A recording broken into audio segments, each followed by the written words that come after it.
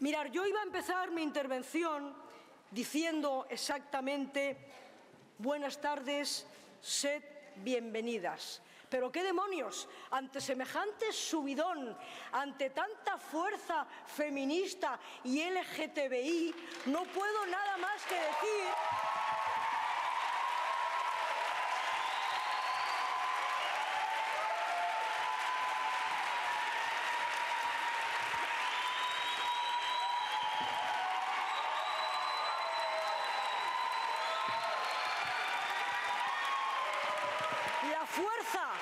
la fuerza del feminismo y del activismo LGTBI vistiendo de violeta y de arcoíris esta facultad, esta universidad, esta ciudad, esta sociedad. ¡Y seguimos!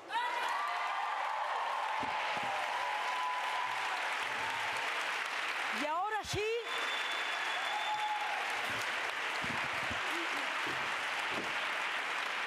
sí, sabéis que soy Boti García Rodrigo, directora general de Diversidad Sexual y Derechos LGTBI del Ministerio de Igualdad y que soy la moderadora de esta gloriosa Mesa de Derechos LGTBI.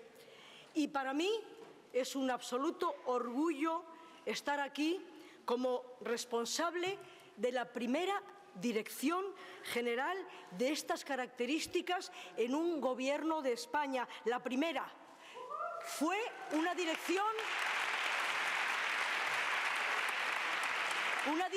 creada en el año 2020 por la ministra Irene Montero como visibilización expresa y como reparación histórica para todas las personas LGTBI, que nos lo merecemos. Es también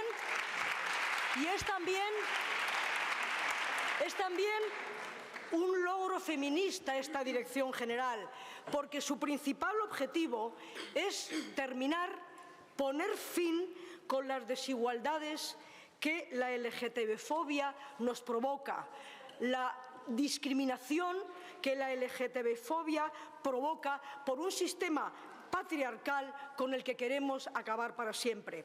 Y yo os digo que no puedo imaginar un espacio mejor para hablar de derechos LGTBI que un encuentro feminista, porque el patriarcado que nos oprime como mujeres es el mismo dichoso y machista patriarcado que castiga las disidencias sexuales. Y solo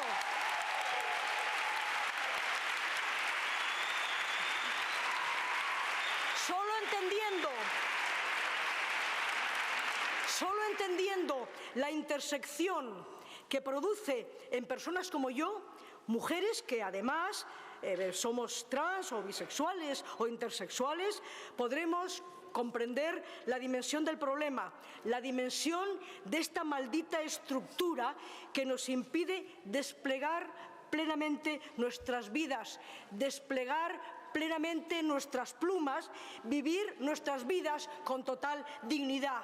Y además, a estas circunstancias hay que añadir otras muchas intersecciones que ya han tenido momento otros espacios oportunamente desarrollados en este encuentro o que incluso se están desarrollando ahora.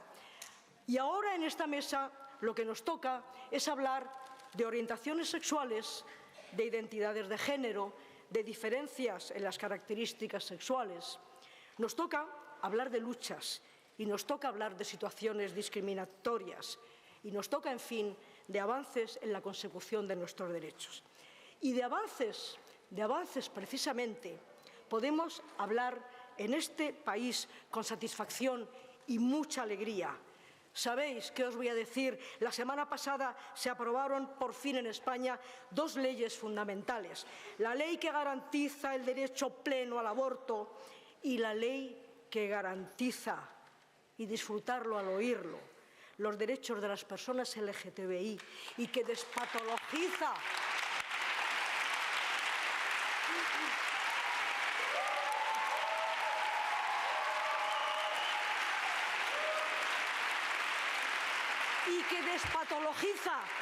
despatologiza y entrega autoridad plena sobre sus vidas a las personas trans.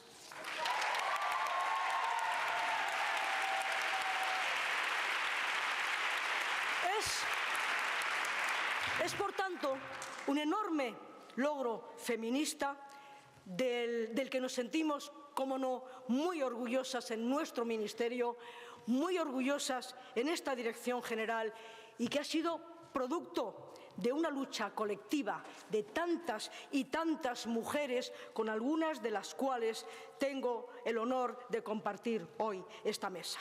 Y es realmente un honor, sí, y un placer estar también acompañada en esta mesa por 5 mujeres diversas, poderosas, valientes y visibles, mujeres feministas que han sabido llegar a ocupar con fuerza los espacios públicos que no siempre nos han dejado ocupar. Y empiezo ya por presentaros a las compañeras que componen esta mesa. Y de su mano, de la mano de estas 5 mujeres, y con el denominador común de los derechos LGTBI, vamos a hacer un viaje desde Bélgica a España, de América Latina a los Estados Unidos. A todas ellas les agradezco enormemente su presencia y su aportación a esta mesa. Y comienzo ya por presentar a Sara Schlicht.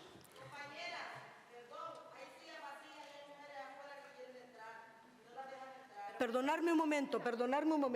No se puede entrar por razones de seguridad. ¿Cuántas?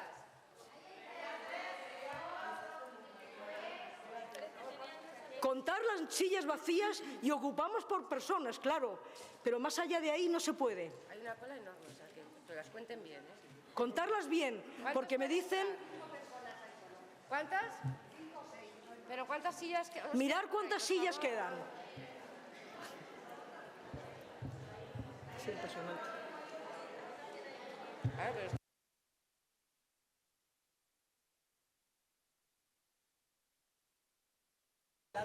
A ver, escuchadme, levantar una mano que sea siempre la izquierda, por favor, la persona que tenga al lado una silla vacía.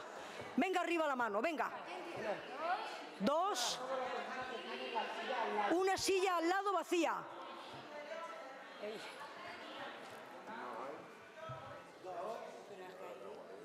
está la cámara, ¿no? Ya es que sí. 3 personas, entonces, que entrar. 3 van a entrar, venga. Gracias. 4.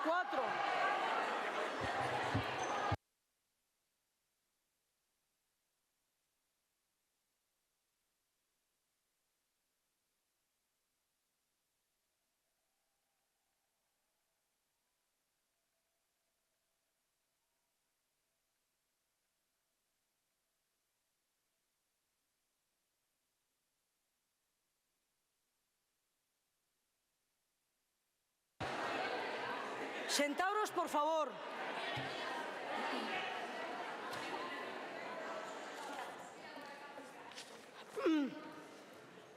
Ya. Bueno, pues vamos a hacer una cosa. Acelero un poquito y paso, antes de presentarlas a ellas, empezar el desarrollo de esta mesa, yo quiero haceros una advertencia y una reflexión. La advertencia es que para preguntas del público, si es que da tiempo, que no lo puedo garantizar, podríais levantar la mano si os entregarán unos tarjetones donde apuntáis con letra muy clarita y legible la pregunta para que sepamos. Pero no garantizo que se puedan realizar preguntas del público por falta de tiempo. Llevamos más de media hora de retraso. Eso en cuanto a la advertencia. La reflexión es doble. De una parte, os habréis dado cuenta todas que estamos en la sala Silvia Rivera. Silvia Rivera, una de las mujeres trans pioneras, una de las mujeres impulsoras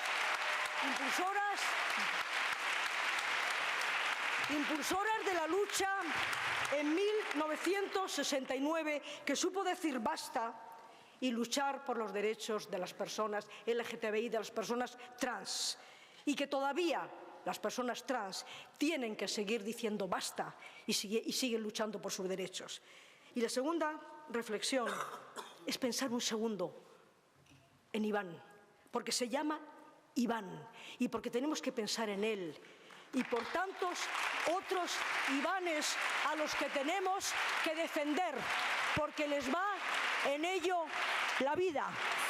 Y ahora sí, vamos a comenzar con la primera intervención presentando a Sara Schlicht, secretaria de Estado Federal de Bélgica para la Igualdad de Oportunidades, la Igualdad de Género y la Diversidad, cartera que ocupa desde el año 2020, siendo la primera vez que una Secretaría de Estado recibe este nombre y estas competencias en la historia de Bélgica. Además, tiene el rango de ministra, tal como lo entendemos en España. Ella misma se define como feminista y como ecologista y, en sus propias palabras, como una persona indignada por las injusticias. Cuando quieras, ministra, explícanos si caminamos hacia una Unión Europea diversa. Gracias.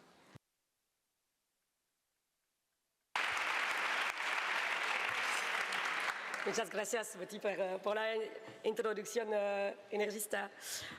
Hola a todas, todos y todes. Estoy muy contenta de estar aquí en este encuentro con feministas y activistas LGTBI de todo el mundo. Últimamente nos han conmocionado mucho los asesinatos motivados por el odio en Estados Unidos, en Colorado Springs y en Eslovaquia, donde dos jóvenes homosexuales, Mateusz y Juraj, fueron asesinados a la salida de un bar, y más recientemente en el Reino Unido, donde una adolescente trans, Britannia Gay, ha sido también asesinada. Estos acontecimientos son la prueba más violenta de la persistencia del odio hacia la comunidad. Los partidos de extrema derecha utilizan el discurso anti-LGBT para dividir a la sociedad. Aplican la misma estrategia con la islamofobia, las posturas anti-aborto, anti-inmigración o el no-reconocimiento de la violencia contra las mujeres. Entonces, ¿cómo está la situación en Bélgica? Bélgica es desde hace mucho tiempo líder en derechos LGBT. Este año celebramos 20 años de matrimonio entre personas del mismo género. Desde 2006, las parejas homosexuales y lesbianas pueden adoptar. La reproducción asistida siempre ha estado abierta a las mujeres lesbianas y desde 2017 las personas transgénero pueden cambiar su género oficial en el registro nacional y en sus documentos de identidad con una simple declaración. Ya no es necesario someterse a operaciones o tratamientos médicos. A este respecto, quería compartir con ustedes algunas cifras. En el primer año, más de 3.000 personas realizaron un cambio de género. Desde entonces, unas 500 personas han cambiado de género cada año. Estas cifras constantes van a contra de las voces antigénero que invocan un simple efecto de moda o de adoctrinamiento. Quiero aprovechar esta oportunidad para aplaudir la iniciativa de España, que acaba de aprobar una legislación similar.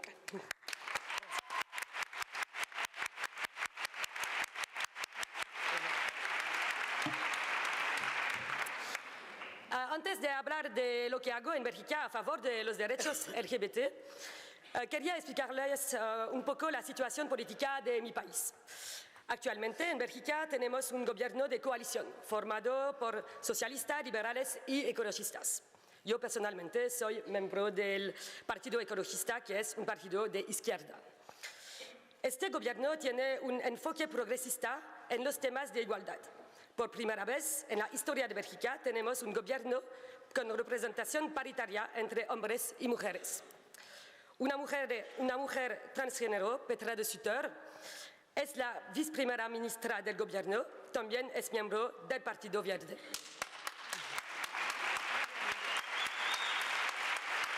Muy fuerte. Por primera vez, un miembro del gobierno, yo, se dedica exclusivamente a la igualdad de oportunidades y de género. Y nos hemos fijado objetivos ambiciosos en cuanto al avance de los derechos en el acuerdo de coalición. Para los derechos LGBT trabajamos en 3 niveles. Primero, para preservar los derechos adquiridos. Aunque Bélgica tiene una tradición de defensa de los derechos de las personas LGBT, tengo presente que no se puede dar nada por sentado. La extrema derecha no para de crecer en Bélgica y veo que se está construyendo un discurso contra los derechos de las personas trans, aunque todavía no estamos al nivel de Vox en España.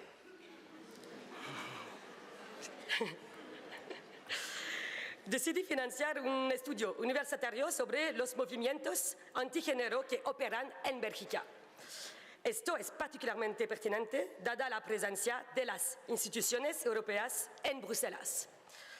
Quiero conocer los vínculos internacionales de estas organizaciones y sus fuentes de financiación para poder contrarrestarlas más eficazmente. Si quieren, podré compartir con ustedes los resultados del estudio. En segundo lugar, para mí las realidades de las personas LGBT también deben tenerse en cuenta de forma transversal. He desarrollado una estrategia nacional LGTBI que implica a todos los miembros de mi gobierno. En tercer lugar, estoy trabajando en la aprobación de nueva ley. Un proyecto de ley para prohibir la cirugía en niñas intersex y también una contra las prácticas de conversión.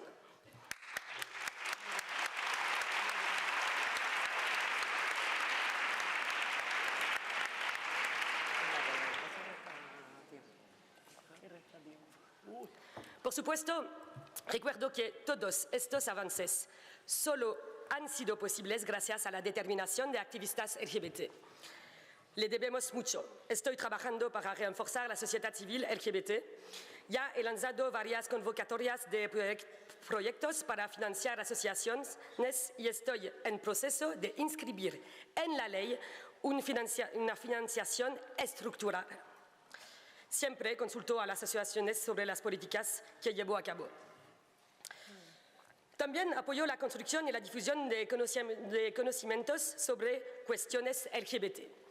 He financiado un estudio sobre la historia del lesbianismo en Bélgica y una exposición sobre lesbianas y homosexuales en la Alemania nazi.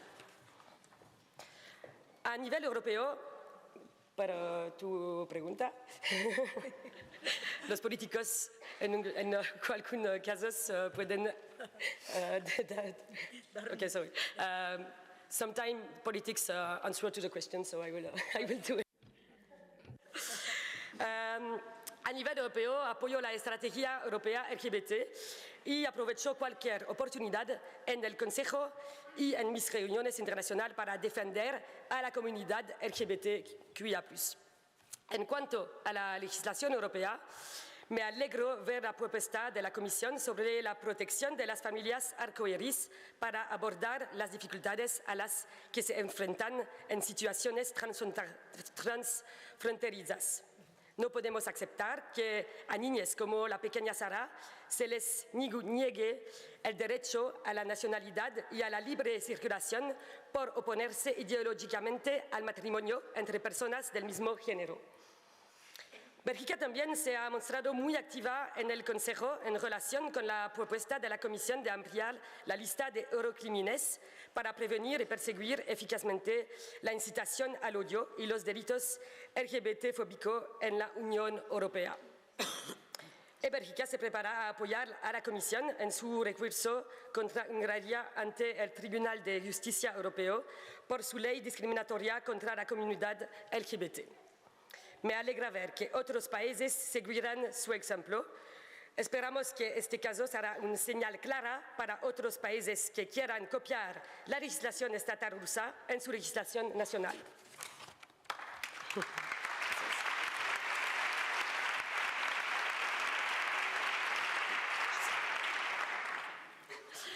Además, junto con España trabajamos estrechamente durante nuestras sucesivas presidencias del Consejo de la Unión Europea para hacer avanzar los derechos de las personas vulnerables e impulsar un espíritu feminista en las instituciones europeas. Espero un año en el que España y Bélgica trabajen juntas para dar mayor relieve a estas cuestiones, muchas veces marginadas por su falta de importancia. Muchas gracias. Muchas gracias. Maravilla. Maravilla. Muchas gracias. Ha sido maravilloso el tiempo. Perfecto. Muchas gracias, ministra. Me parece asombroso cómo hemos ajustado el tiempo. Y yo simplemente cada cual habrá tomado una nota o le habrá impresionado más o menos algo de lo que ha dicho Sarah Schlicht. Yo voy a destacar una frase: no se puede dar nada por sentado ante la amenaza de la extrema derecha. Yo creo que realmente es una espada de Damocles que tenemos en la cabeza ante la que deberemos absolutamente dar respuesta como se pueda, en las urnas, en los medios, en cualquier ámbito que podamos de nuestra vida. Y luego una cuestión que no es menor, pero que me ha llamado poderosamente la atención. Sarah Schlicht nos ha dado una lección de ecologismo. No bebe en botella de plástico.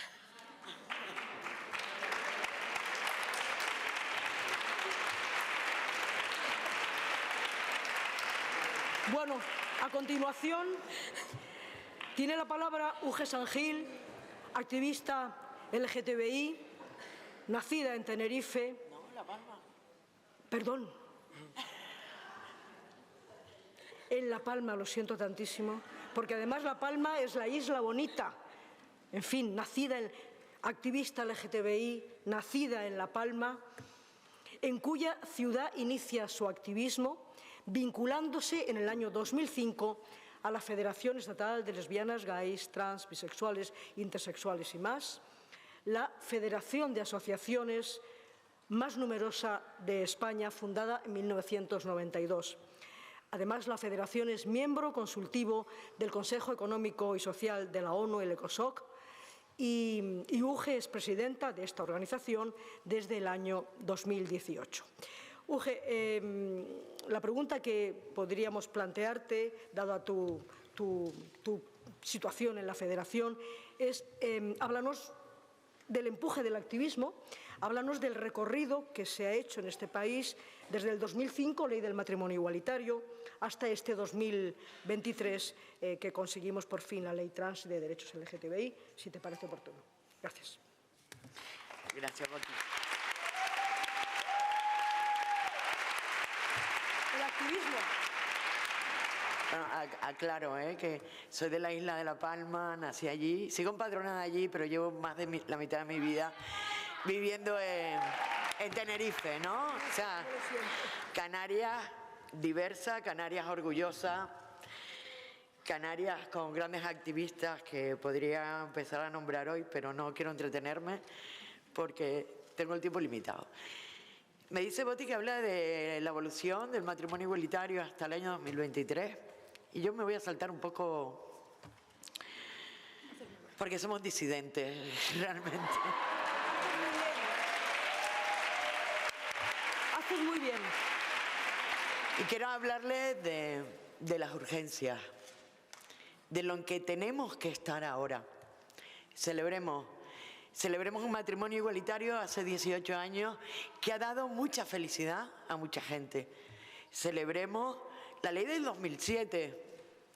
Y ahora, en cuanto salga en el BOE, aunque llevamos días con un poco de luna de miel, celebremos la ley trans y LGTBI. La ley de todas, todos y todes.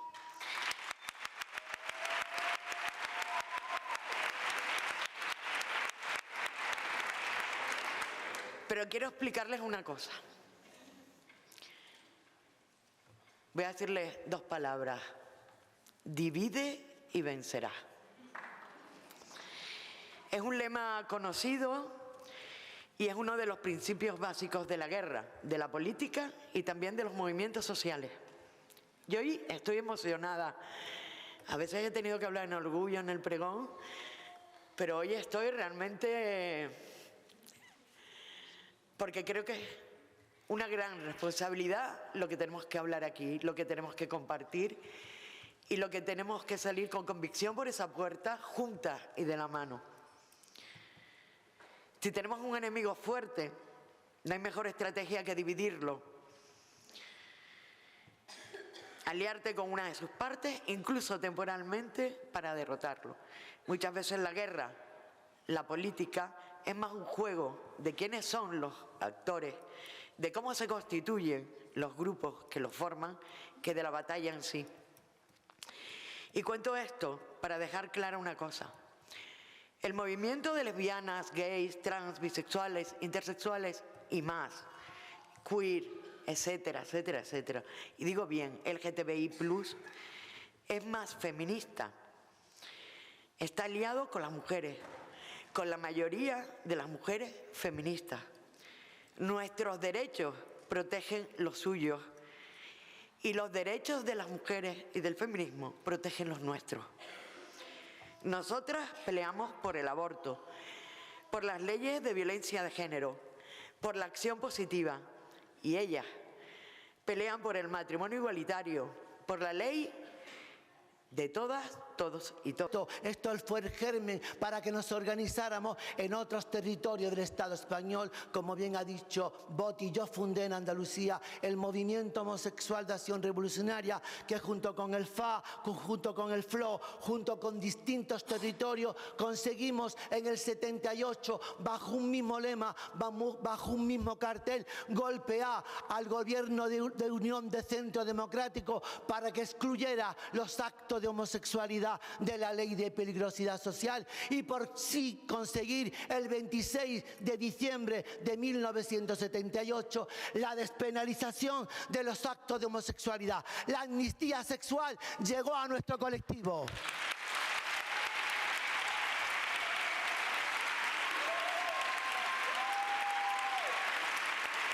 Y en esta, todas estas luchas, todos hemos visto en Google esas fotografías en blanco y negro de colita, donde las mujeres trans abanderábamos estas manifestaciones de las cuales no éramos organizadoras. Pero sin embargo, con el momento y con el tiempo encontré la respuesta. Porque estas mujeres estaban en primera línea. Porque estas mujeres, cuando apareció la policía de manera brutal en las Ramblas de Cataluña, no abandonaron la pancarta. ¿Saben ustedes por qué? Porque no tenían nada que perder, solamente ganar derecho y dignidad.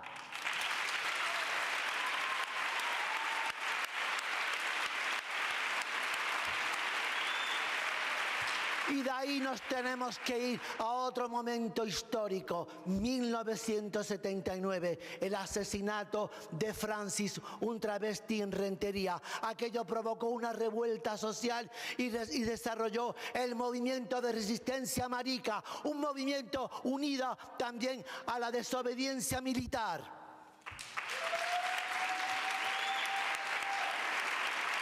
Y cómo no, de nuevo el asesinato cruel de Sonia Rescalvo en 1991 en Cataluña hace que de nuevo el colectivo trans empiece a organizarse como un colectivo que tiene unas necesidades específicas y que bajo esa supuesta unidad, como decía el franquismo, una grande y libre, nunca nos dejó respirar. Por eso, compañeras, no pedimos compasión. Muchas veces vimos un compañero de Argentina activista en un evento LGTBI. Dijeron, ahora pueden hablar las personas trans. Mire, nosotras no venimos a exigir el aire que nos robaron.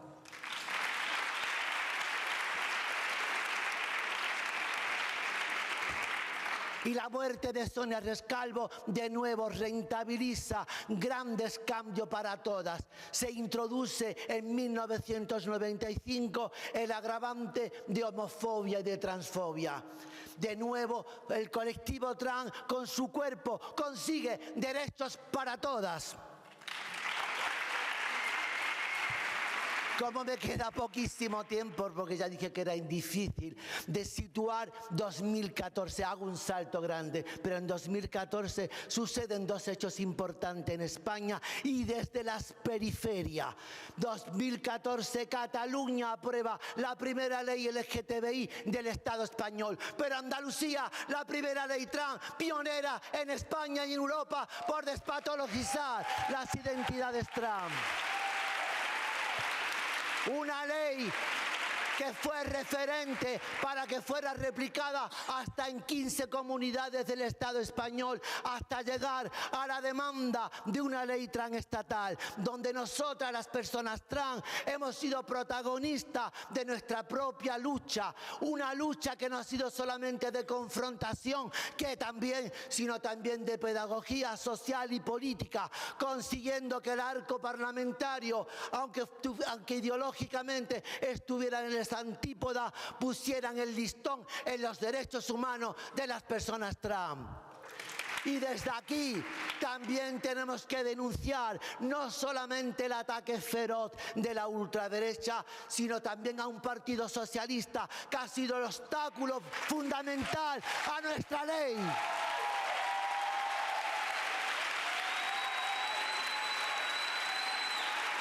Un partido socialista que ha sido la guía espiritual de la ultraderecha. Ellos elaboraron el discurso teórico antiderechos trans desde Carmen Calvo, Amelia Valcárcel o Alicia Millares.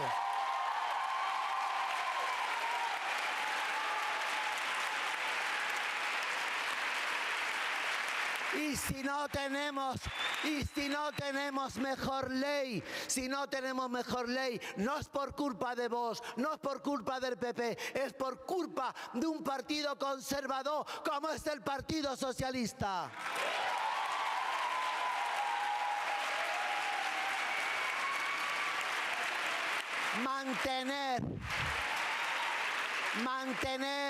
Mantener estos derechos sí que es una responsabilidad de todas, y sobre todo venimos a tender la mano, como UGE sabe que en 2019 la llamé para tender la mano, porque esta es una lucha de todas, de todos y de todes, y porque además, sobre todo nosotras hemos dicho algo importante. El activismo trans ha posibilitado grandes cambios culturales, y donde antes había palizas, hoy hay abrazos y acompañamiento, y donde antes no podíamos estudiar, hoy hay protocolos que nos protegen en el ámbito educativo, y donde hace solamente una década nuestras mujeres y adolescentes trans estaban en una esquina, hoy están en las universidades.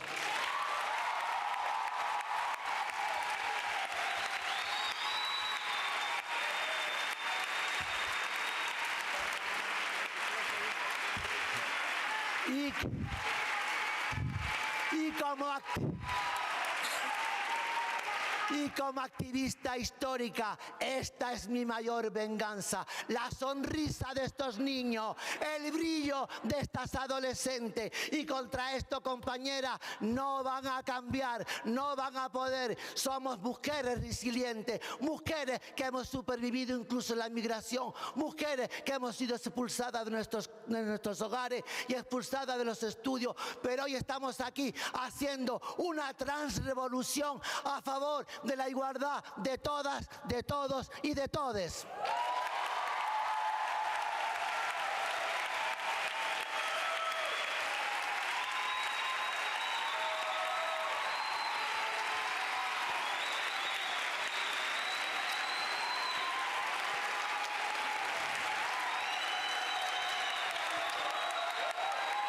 Vamos a ver.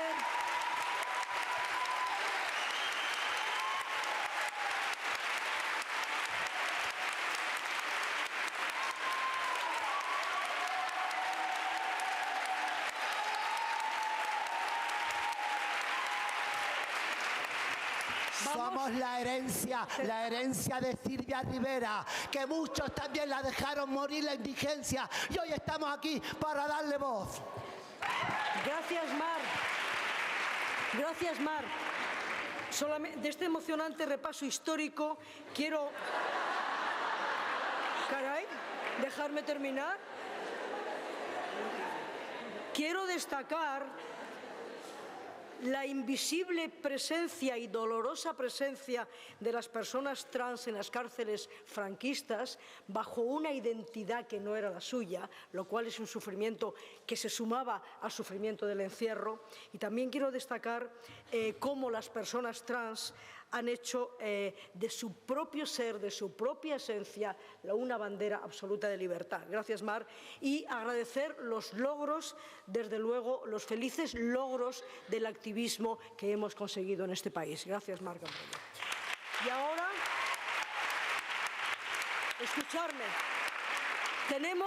Ahora sí, tenemos que conectar. Susan Stryker está online y yo no sé, debe estar pensando si está o no.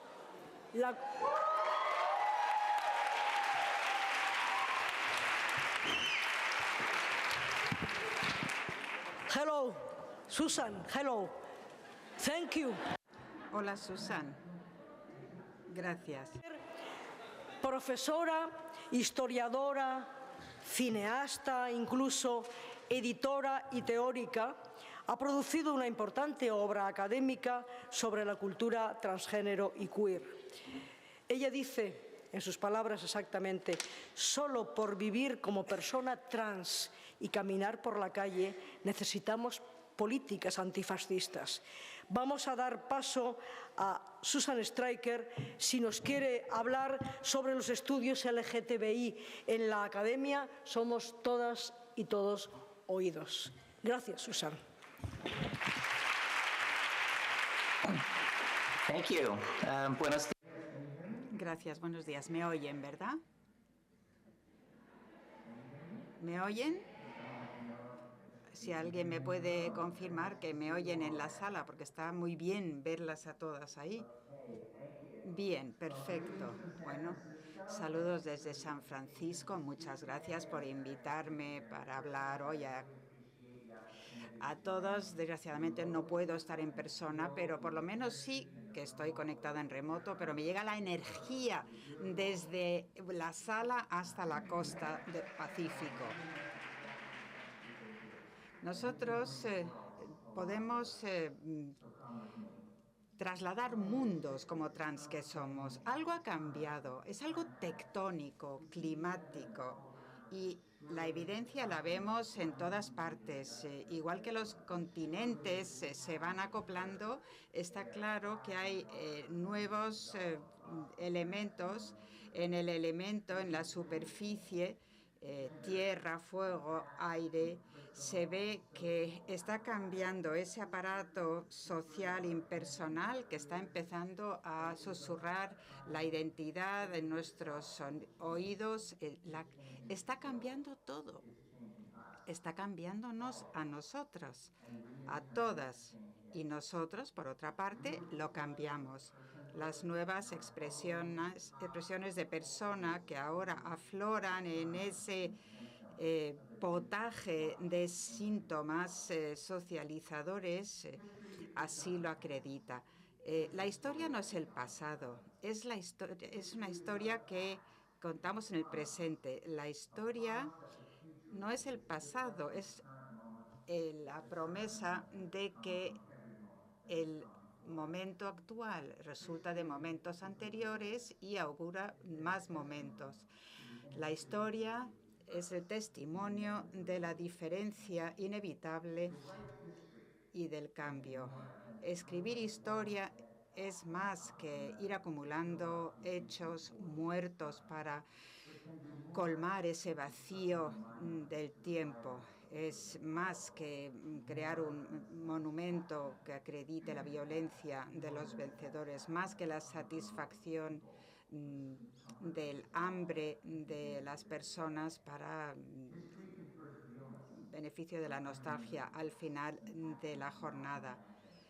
Acciones no imaginadas y anticipación de futuros que tenemos que crear a partir de un presente que nos obliga a transformar continuamente. Tenemos que unirnos para crear esta realidad trans. Yo trabajo en el mundo académico.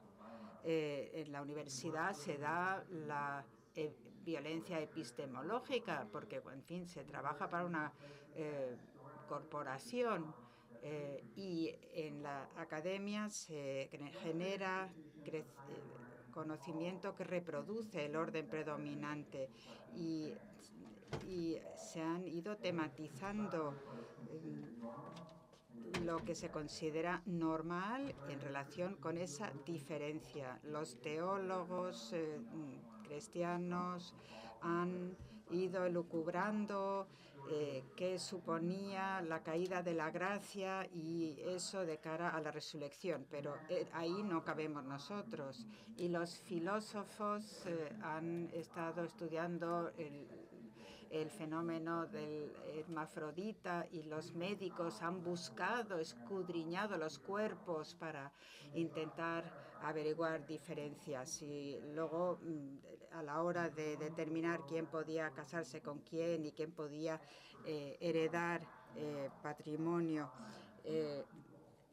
En el momento de la colonización de las Américas, desde el mundo eclesiástico se determinó quién tenía alma, quién no, y a partir de ahí se empezó a detectar y a aislar a quienes daban al traste con el ordenamiento social. Y eso a su vez dio lugar a nuevas prácticas de gestión de territorio. Los queer y los trans se consideraron enfermos y a golpe de ciencia se ejerció la autoridad para encarcelarlos, para someternos a encarcelamiento y a control psiquiátrico. Y por todas estas razones, el cambio de la cultura académica, cambiar lo que se considera conocimiento aceptable y legitimado, cambia el mundo. Trabajar en el mundo académico es activismo, como lo es también luchar contra la policía o echarse a la calle para enfrentarse a determinadas políticas con activismo. Lo único que es un activismo con más recorrido en el tiempo. Las personas feministas, trans y queer llevan medio siglo cambiando el mundo académico, que es, igual que la calle, un lugar en el que nosotros luchamos en cuanto al significado de nuestras vidas, donde nos resistimos a ser un objeto de conocimiento ajeno a nosotros. Es un lugar en el que podemos acceder a más empoderamiento para propugnar nuestra existencia. Es un escenario, como decía Michel Foucault, es el lugar de la insurrección de los conocimientos juzgados. Esa capacidad de cambiar el mundo, de transformación personal que descubrimos cuando nos transformamos, cuando salimos al mundo, analizamos cómo funciona el mundo. Y cambiar supone que el cambio empiece en nuestra forma de pensar y en nuestros corazones. Ahora tenemos esa reacción política, el fundamentalismo religioso. Tenemos el movimiento woke y nuestras vidas están en función de elementos como clase, religión y demás, la supuesta interseccionalidad, que no es sino una jerga obtusa académica. Está la teoría crítica de la raza y el legado colonial, y se demoniza a los trans diciendo que somos presas de una ideología equivocada que nos ha convertido en una fuente de peligro para mujeres y niñas, pero que nadie se llame a engaño. Estamos en un momento de ruptura histórica. Estamos en una guerra de cara al futuro porque nos estamos jugando todo. Las personas trans a menudo se consideran pues, de lo más marginal en el mundo heteronormativo porque somos una amenaza fundamental al ordenamiento injusto del mundo actual y se nos pasa a la periferia porque tenemos un conocimiento fatídico para los que quieren dominar. A ver, mis estudios académicos me han enseñado lo siguiente, aparte de vivir mi vida transgénero. La manera en que pensamos sobre nuestros cuerpos y cómo se usan los cuerpos para crear jerarquías sociales, esto surge a partir de la colonización y de la esclavitud. En el periodo moderno, temprano del mundo moderno, occidental, se empezó a considerar el cuerpo como una especie de cárcel que nos fija en categorías permanentes, sociales y económicas. Entender así el cuerpo y vincularlo a este tipo de prácticas es algo que no aparece en todas las culturas, pero que sí que subyace al ordenamiento mundial actual. Y transgénero no es algo exclusivo de las personas transgénero, es el deseo y la necesidad de ir más allá de los límites que nos encorsetan en nuestros cuerpos y que pone dianas en nuestras espaldas.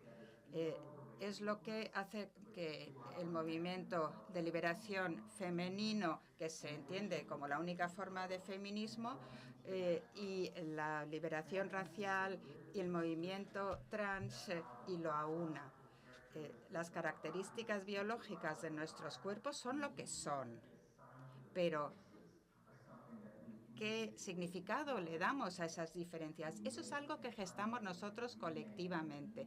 Lo hacemos, lo rehacemos y recomponemos el significado de nuestro cuerpo, de nuestras carnes. Y eso se traduce en lo social. Y todo lo científico no es sino una muleta para el ordenamiento poderoso que es el mundo a día de hoy. Si naces con el cuerpo de mujer, no significa que estés condenada a ser una fábrica de hacer bebés. Con la posibilidad trans vas más allá y pasas a la autodeterminación. La liberación racial ya ha demostrado que no eres propiedad de nadie. Cuando se va más allá de las limitaciones racistas de la carne, también se es trans.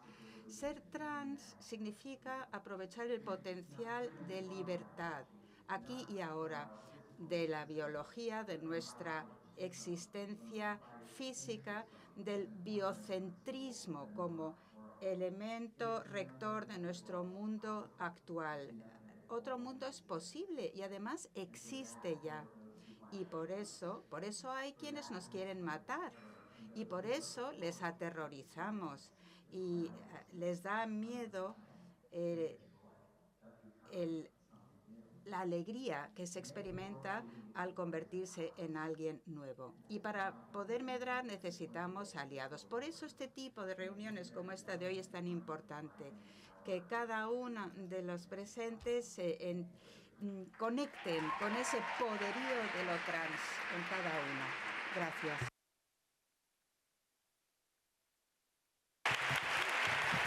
Muchas gracias, Susan. Muchas gracias. Gracias. Thank you very much. No sabéis la cara que se os ha puesto a todas de estar en un aula, realmente. Hemos conseguido que este aula vuelva a ser un aula. Qué ganas de qué ganas de irme a su universidad y escucharla durante mucho tiempo. Y no puedo hacer ninguna recensión de nada porque todo lo que ha dicho me ha parecido verdaderamente de una enorme importancia. Pues ahora terminamos ya con nuestra última ponente, Brittany Castillo, activista trans de El Salvador. Y decir activista trans de El Salvador no es decir cualquier cosa.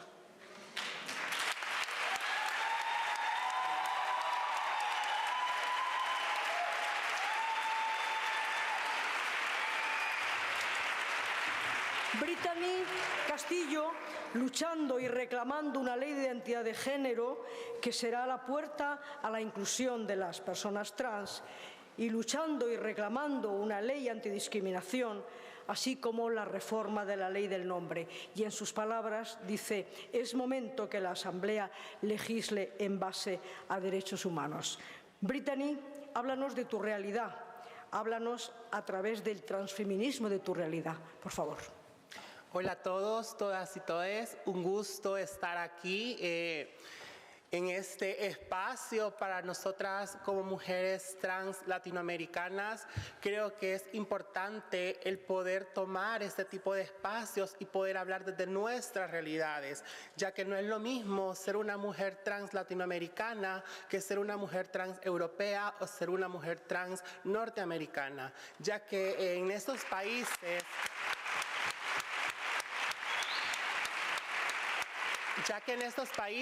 ya se cuentan con leyes y políticas públicas que puedan proteger el bienestar y la garantía jurídica de las personas trans. Voy a hablarles desde una realidad que me pasa todos los días por el cuerpo en mi país, El Salvador. Las mujeres trans en Latinoamérica y el Caribe tenemos una perspectiva de vida de 35 años de edad. Y esto por no contar con atención integral, ya que llegamos a los hospitales donde la primera violencia que recibimos es no respetar nuestra identidad y expresión de género. El Salvador tiene una gran deuda histórica con la población trans, ya que a mí me robaron mi infancia y me robaron mi adolescencia. Las mujeres trans reconocemos y hemos reconocido que nuestros principales agresores son nuestra familia, la sociedad, la iglesia y el Estado, por no reconocernos como nosotras nos identificamos. Lastimosamente, desde los 13 años somos expuestas al comercio sexual en nuestros países en la región, ya que somos expulsadas de nuestros hogares y así es como terminamos en la clandestinidad de la noche ejerciendo el trabajo sexual como única sobrevivencia, ya que no podemos tener acceso a un empleo que nos dignifique, por no contar con estudios, porque según informes que nosotras presentamos, solamente un 33.3% de las mujeres trans han podido terminar hasta un 9º grado. Y esto limita poder crearnos un proyecto de vida para podernos ver a futuro. Y tampoco no hablamos del tema de adultez mayor, porque es una realidad que no se vive en nuestra región. Actualmente, como movimiento trans de El Salvador y como movimiento trans latinoamericano, nos hemos nombrado transfeministas, porque nos hemos dado cuenta que la única forma de poder garantizar nuestros derechos humanos es poder luchar contra un sistema que nos oprime, un sistema patriarcal, hetero, cisnormado, donde nosotras como mujeres diversas, como mujeres trans, no cabemos en este sistema. Y es por eso que muchas de nosotras accedemos a métodos clandestinos para poder feminizar nuestra expresión y podernos construir para poder ser aceptadas. Y lo digo entre comillas, ya que no es una aceptación total desde la sociedad, cuando nos construimos con estos estereotipos de género que nos son impuestos en la región. Actualmente en El Salvador hay una gran lucha por el reconocimiento legal de las personas trans, una lucha que se lleva políticamente desde el 2010 y que hasta la fecha ningún gobierno, ni de izquierda ni de derecha, ha tenido esta voluntad política de poder reconocernos y de podernos garantizar nuestros derechos humanos, ya que yo tengo 34 años de edad y en mi país no estoy reconocida legalmente y no puedo acceder a los derechos económicos, sociales, políticos, culturales y ambientales como todas las personas por no tener un nombre que me identifique. Comentarles también que en El Salvador la justicia tiene una gran deuda histórica, ya que en el 2015 se hace una reforma al Código Penal del país y desde entonces los jueces de justicia no están catalogando los crímenes de mis compañeras como crímenes motivados por el odio. Y estos asesinatos están siendo no judicializados y están quedando en la impunidad total. Nosotras hemos registrado más de 600 casos de compañeras que han sido muertas y han sido motivadas por crímenes de odio en El Salvador, y estos jueces no los están catalogando como tal. Actualmente vivimos un estado de excepción donde como mujeres trans, como personas trans, como hombres trans, quedamos expuestas en esta lucha entre el gobierno y el crimen organizado, como son las pandillas, por estar viviendo en los barrios populares, porque nosotras como mujeres trans seguimos viviendo en la pobreza extrema y en la exclusión total. Entonces nos quedamos en medio de esta lucha entre el gobierno y el crimen organizado y somos expuestas ante esta violencia extrema, ¿verdad? Como es la criminalización de nuestras identidades. Al no contar con políticas públicas inclusivas, no podemos tener esa facilidad de poder ser universitarias, podernos proyectar más allá. Y es aquí donde el transfeminismo se crea desde las calles, desde las esquinas donde nosotras como mujeres trans estamos y luchamos contra un sistema. Y es aquí cuando nosotras no les tenemos que pedir permiso a nadie para podernos nombrar transfeministas, porque estamos luchando contra un sistema que todos los días nos quiere oprimir.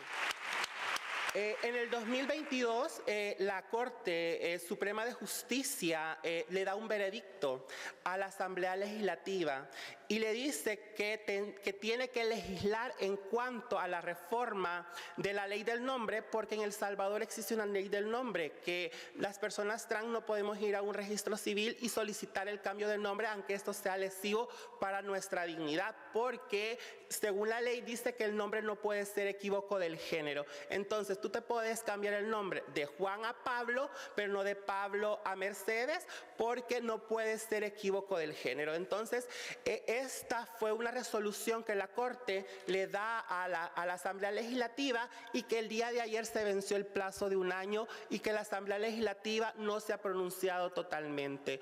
Es por eso que como personas trans luchamos por espacios, por seguir sobreviviendo de una manera que podamos transformar un mundo, y solicitamos esa justicia social a nuestros gobiernos, ya que en la región, en el Triángulo Norte, como es Guatemala, Honduras, El Salvador, existen resoluciones que la Corte Interamericana de Derechos Humanos ha dado, pero que nuestros gobiernos, nuestros estados, no les están tomando en cuenta. Por ejemplo, tenemos la opinión consultiva 2417 que le hace el país de Honduras a la Corte Interamericana y que le dice a la Corte que los países miembros tienen que adecuar políticas públicas en cuanto al matrimonio igualitario y en cuanto a la ley de identidad de género. Pero vemos que nuestros países no los están poniendo en práctica. Actualmente también la Sala de la Corte Suprema le ha dado una resolución al país de Honduras donde le dice que tiene que legislar una ley de identidad de género por el transfeminicidio de la compañera activista Vicky Hernández, quien fue asesinada en el golpe de Estado en Honduras, y que todavía es una gran deuda que los estados, los países centroamericanos tienen en la región.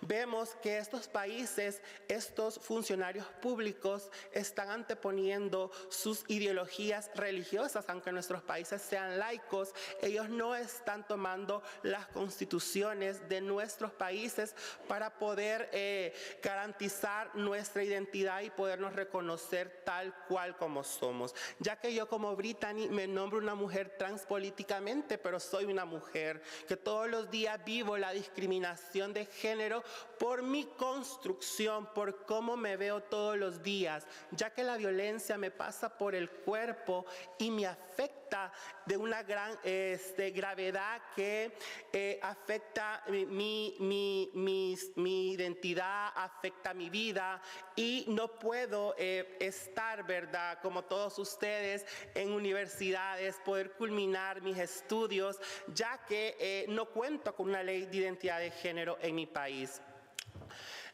Comentarles también que en el estado de excepción los cuerpos de las mujeres trans han sido expuestos y que uno de nuestros principales agresores del Estado, según nuestros informes, son los cuerpos de seguridad. En el 2017, los policías fueron quienes asesinaron a una compañera trans y que aún este caso no ha sido judicializado como un crimen motivado por el odio. Aunque estas personas son quienes nos tienen que estar cuidando, ellos son uno de nuestros principales verdugos en El Salvador y parte de los países centroamericanos. Y quiero terminar con este lema que nosotras siempre lo decimos en las marchas. Esas que caminan son mujeres transexuales de América Latina. Esas que caminan son mujeres transexuales de América Latina. Esas que caminan son mujeres transexuales de América Latina.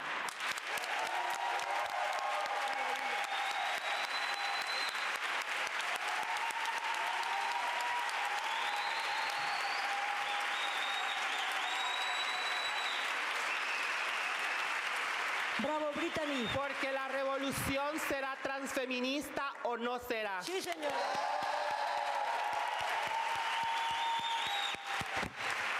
Gracias, Brittany. Yo como resumen voy a citar unas cifras, como si yo fuera matemática. Mira tú qué lejos está de mí ser matemática. Has dicho 35 años como perspectiva de vida de una mujer trans. Y otra cifra escalofriante, 3 agresores que os han robado la vida: la familia, la Iglesia y el Estado. Gracias, Brittany. Y ahora comprenderéis que es imposible, y lo sentimos muchísimo, que el público pueda escribir sus frases en sus tarjetones, que bueno, no tenéis...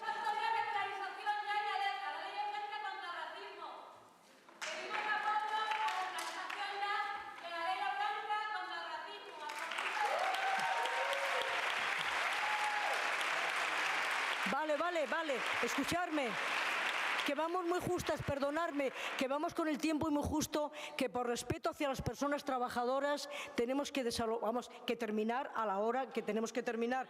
Yo solo os quiero, por favor, os pediría silencio, dejarnos que terminemos el acto y dejarnos que podamos respetar el derecho de las personas trabajadoras. Y yo, por favor, sí. Por supuesto. Por favor. Vamos a ver. Entonces, por recapitular, vamos a conceder un minuto de intervención de cierre / despedida de nuestras intervinientes, y cuando digo un minuto digo 60 segundos, incluso se va a intentar retomar un minuto con Susan Stryker, aunque no sabemos si podremos. De manera que, por favor, Sara, un minuto, Uge, un minuto, Mar, un minuto y Brittany, un minuto. Cuando quieras, ministra. Muchas gracias. Pienso que necesitamos hoy construir una alianza progresista internacional, feminista, por los derechos LGBTQIA+, pero también antirracista, para actuar dentro de las instituciones europeas. Por ejemplo, cuando Turquía decidió abandonar el Convenio de Estambul, lancé una carta blanca que firmaron 17 ministros y ministras europeas reafirmando su apoyo al convenio. Este es el tipo de frente que tenemos que construir. Por fin, muchas gracias por la energía que recibí aquí. Voy a volver con esta en Bélgica para seguir luchando. Muchas gracias. Muchas gracias. Gracias, ministra. Muchas gracias, Susan. Uge, sin solución de continuidad. Venga. Nada, yo voy a ser rápida, no voy a coger el minuto. Cuidado. Espero que me hayan escuchado un poquito, ¿eh? Y vuelvo a decirlo, unidad, juntas podemos. Estamos en España ahora mismo, tenemos elecciones a la vuelta de la esquina y tenemos a la ultraderecha con ganas de quitarnos derechos. De esta ley trans que hemos aprobado, la ley del aborto, la ley que se puede aprobar contra el racismo. Claro, compañera, que estamos ahí. Claro que sí.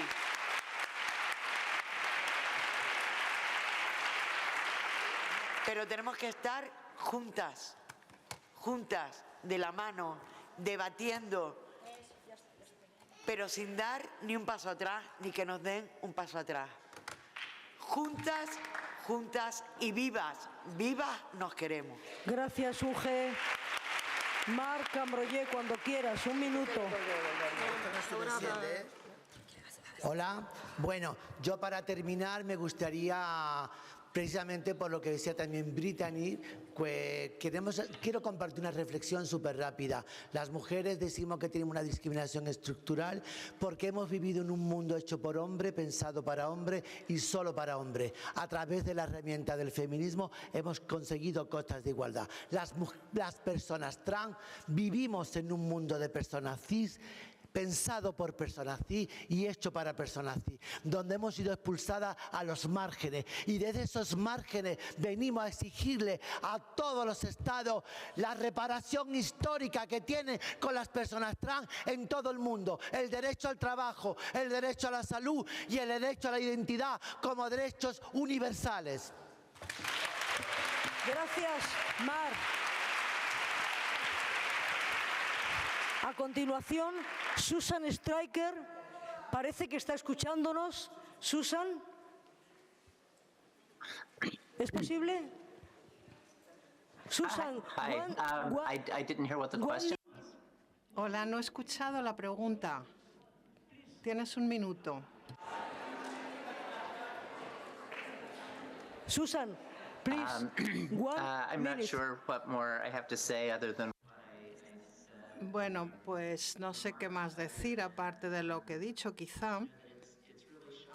Decir que es una sorpresa realmente como una persona nacida en los 60, he sido trans durante más de 30 años. Siempre pensé que hacer activismo en el campo de la transexualidad era muy importante en mi vida. Y estoy realmente sorprendida cómo este tema se ha convertido en algo tan central para que ha provocado incluso conflictos nacionales. Yo he escuchado, por ejemplo, intervenciones de Putin sobre Ucrania y realmente es una locura para mí, ¿no? Es increíble que este tema se haya convertido en algo tan central. Y es central justamente por las razones que expliqué antes. Ser trans es reconocer que podemos cambiar los significados de nuestras vidas, de nuestros cuerpos con otras personas. Y esto es algo amenazante, muy amenazante para el orden mundial, para la ideología carcelaria sobre nuestros cuerpos. Así que la lucha trans es una de las luchas más importantes. Se trata de que todas nosotras tengamos la capacidad de convertirnos en lo que queremos ser. Y muchísimas gracias por la oportunidad de volver a intervenir. Muchas gracias, Susan. Thank you very much. Thank you very much. Vamos a ver, por favor.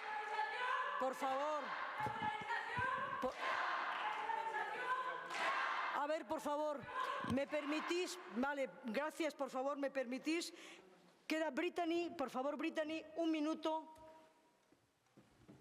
No, gracias. Pues, yo quizás solo invitar a que podamos construir desde el amor, la empatía y la sororidad, y que podamos tejer redes de apoyo, ya que las redes salvan. Que viva la red de defensoras. Muchas gracias, Brittany.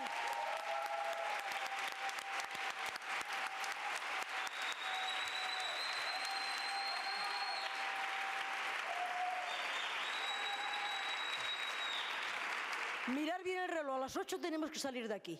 Ahora escuchadme, por favor. Agradecimientos, claro que tengo que dar agradecimientos. Agradecimientos a mis a mis 5 imponentes ponentes. A mis 5 imponentes ponentes, un abrazo, un aplauso de agradecimiento. Segundo, agradecimiento a vosotras, al público que ha estado aquí dando este calor y esta fuerza a este aula. Tercero, agradecimiento a las personas del Ministerio, mis compañeras del Ministerio, que sin mirar el reloj ni escatimar esfuerzo han conseguido montar este histórico encuentro internacional feminista. Aplaudimos muy fuerte a mis compañeras. Y ahora, para cerrar, me vais a permitir, no tardo ni 50 segundos, me vais a permitir que os lea, para cerrar esta mesa, os quiero leer una frase de Susan Stryker que me parece absolutamente reveladora. Escuchadla bien. Lo único importante es que existen personas como yo, que somos una posibilidad que el cosmos es capaz de crear, que a veces sucedemos y que queremos vivir como cualquier otra persona y punto. Eso dice Susan Stryker. Y yo termino. Intérpretes, da las gracias a los intérpretes. Sí, es verdad, es verdad. Tengo que dar las gracias también a todas las personas que están aquí ayudándonos a que este acto aquí, en este aula escalonada, haya sido posible, y también a las intérpretes que han estado del otro lado de los micrófonos.